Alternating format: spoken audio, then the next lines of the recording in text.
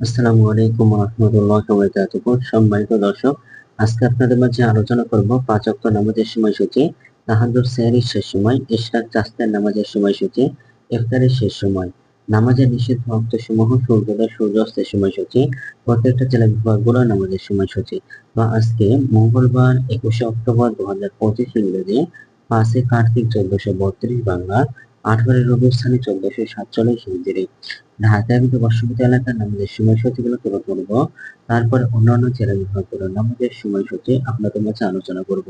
তো যে জেলাকে ভিডিও দেখছেন এই জেলাগুলোকে অবশ্যই কমেন্টের মাধ্যমে জানাবেন।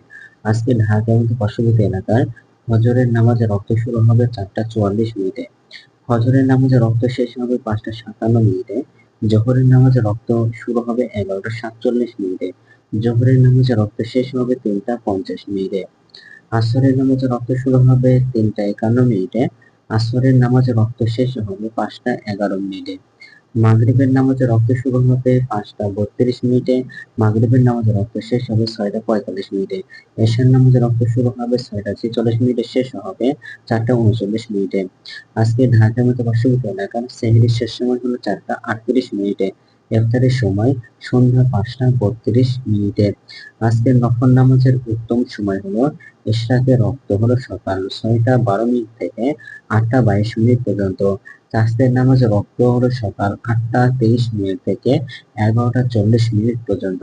তাহাজ্জুদ নামাজে রক্ত হলো উত্তম সময় রাত 9:48 থেকে ভোর 4:39 পর্যন্ত। এই সময়ের মধ্যে আপনারা তাহাজ্জুদের নামাজ আদায় করতে পারবেন।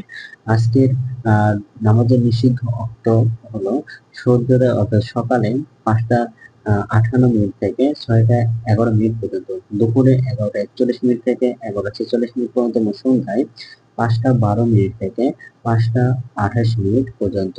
এই ছিল ঢাকার মতো পার্শ্ববর্তী এলাকার নামাজের সময়সূচি। এখন আপনাদের মাঝে আলোচনা করব বিভাগীয় শহরের জন্য অনুকূল সময়ের সঙ্গে। যেসব বিভাগের সময় আপনারা যোগ বিয়োগ করবেন তা হলো এই: বিয়োগ করবেন চট্টগ্রামে 5 মিনিট এবং সিলেটে 6 মিনিট কম করবেন। ঢাকার মতো পার্শ্ববর্তী এলাকার নামাজের সময়সূচি থেকে চট্টগ্রামে 5 মিনিট, সিলেটে 6 মিনিট কম করে গণনা করবেন, তাহলেই কিন্তু হবে। এবং যোগ করবেন খুলনাতে 3 minute, Rajshahi 7 minute, Rangpur 8 minute, Barishal 1 minute বেশি করবেন।